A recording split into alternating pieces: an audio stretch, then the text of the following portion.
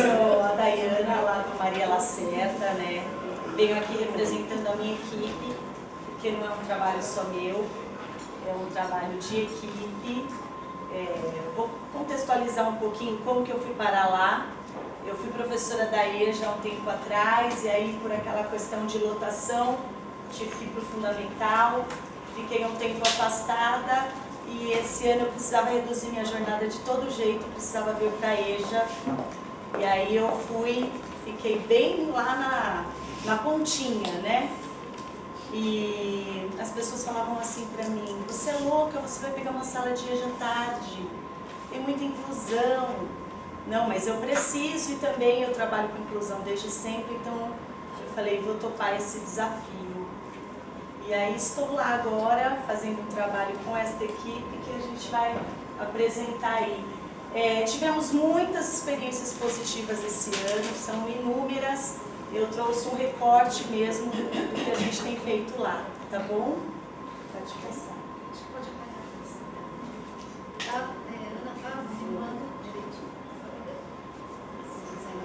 Vou ficar aqui.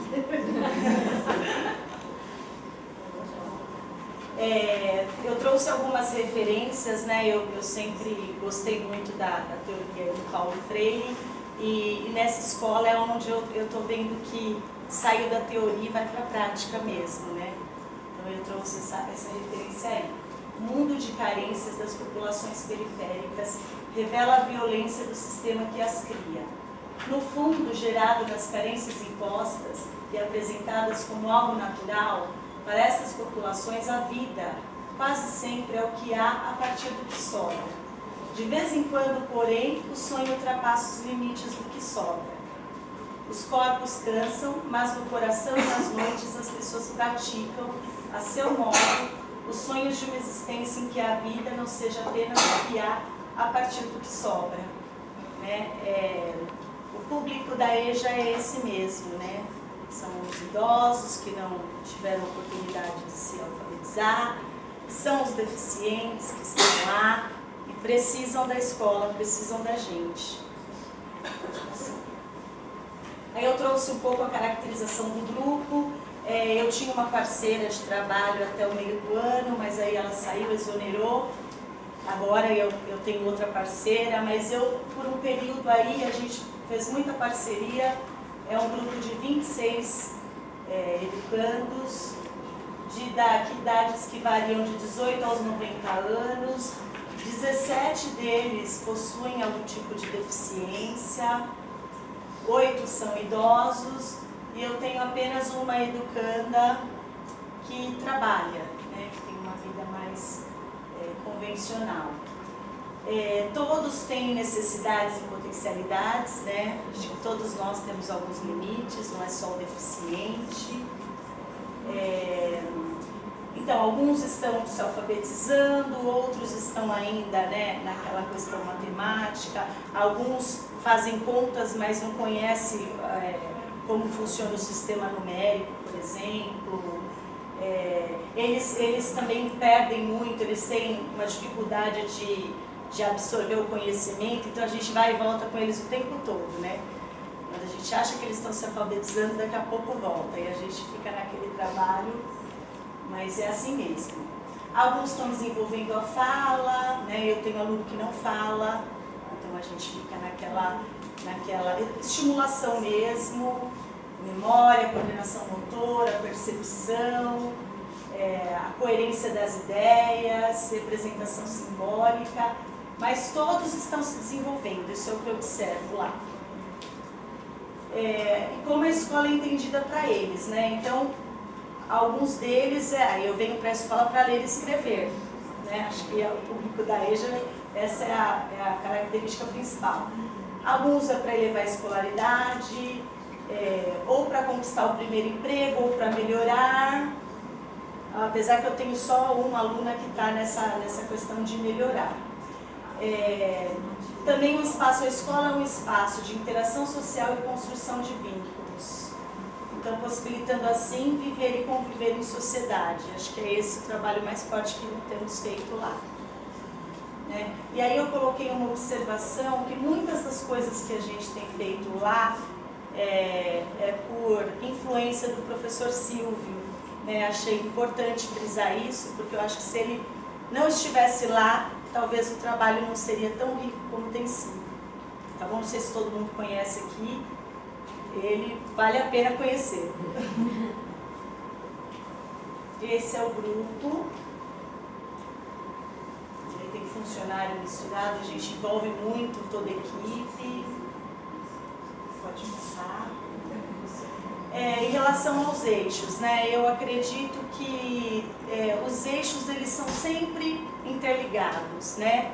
Então a gente até colocou que o nosso trabalho ia ser do eixo trabalho, mas na verdade eu acho que a gente agrega um pouco de tudo, tá?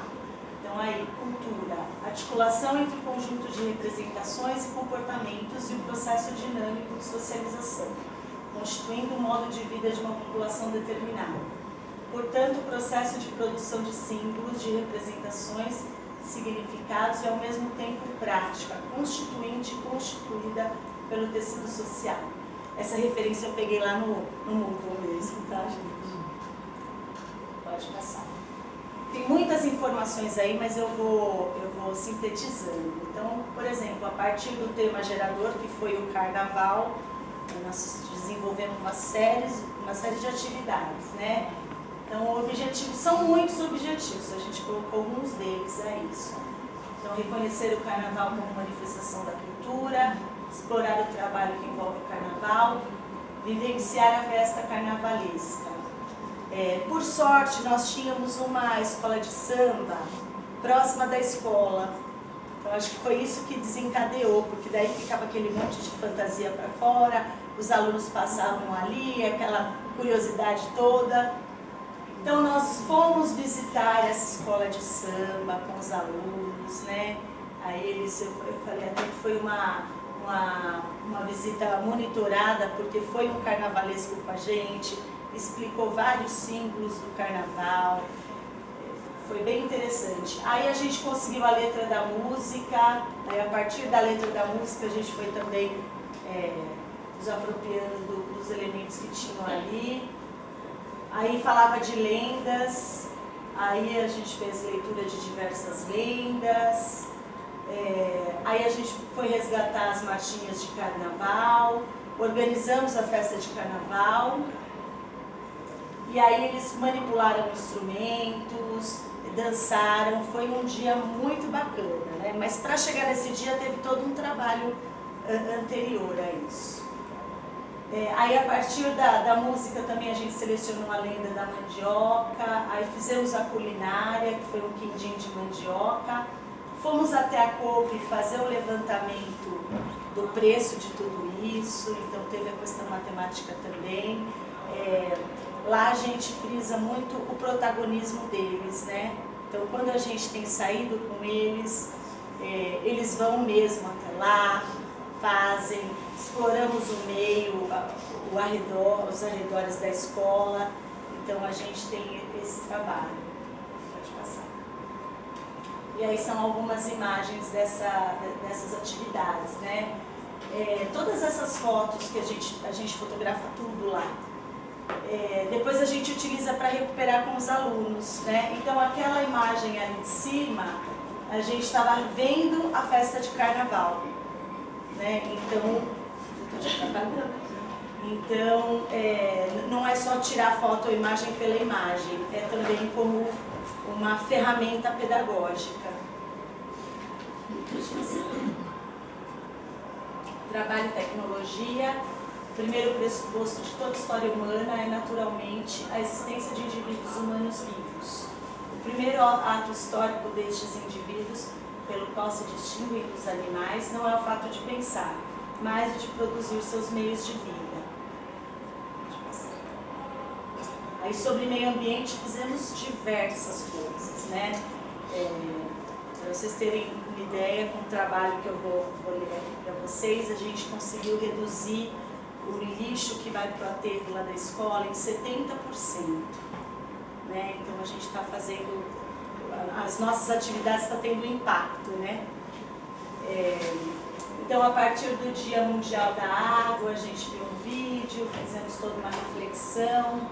Aí os alunos, como a gente tem 3 grupos, então alguns alunos vão e dão aula para os outros, né? A gente já teve algumas experiências assim que foi muito bacana, então eles se preparam, se organizam e depois eles vão lá apresentar o trabalho para os outros. Aí isso aconteceu também. Exploração do ambiente em torno da escola, discussão sobre a urbanização das cidades. Aí caiu um cacho de banana lá na escola, nós pegamos esse cacho, aí nós fizemos uma brincadeira lá de estimativa, depois a gente foi contar as bananas, e aí teve a culinária, que foi a torta de banana, vídeo instrucional, registro da receita, então a partir de uma coisa a gente vai criando uma série de atividades. Aí a gente foi visitar o Parque do Pedroso para conhecer a nascente, leitura dialógica do texto João e o Pé de Feijão.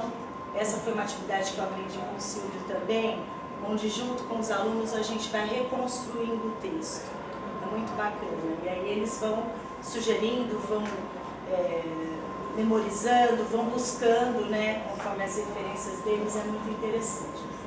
A gente fez o plantio do feijão e aí a gente tem uma roça lá. A gente tem uma horta, uma roça e um jardim na escola.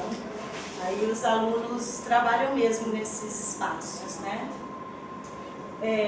Plantio de couve e manteiga, esse foi pelos funcionários, mas os alunos eles ajudam a cuidar semanalmente eles vão lá nessa horta, ajudam a cuidar da horta. Pesquisa sobre adubo orgânico, construção de composteira, alguns alunos deram aula para outros também. Separação de materiais orgânicos e recicláveis, isso a gente faz diariamente. Aí a gente estudou a primavera também através de uma poesia, falando que os nossos recursos estão se esgotando, né, do quanto é importante que a gente tenha aí algumas atitudes para que a gente continue tendo a primavera. Colheita do feijão, debulha do feijão, contagem com feijão. Foi bem bacana, vou mostrar as fotos para vocês. E agora nós vamos fazer essa semana uma feijoada lá na escola, né? Agora que o feijão já foi colhido, já foi cuidado, vamos fazer a feijoada. Pode passar.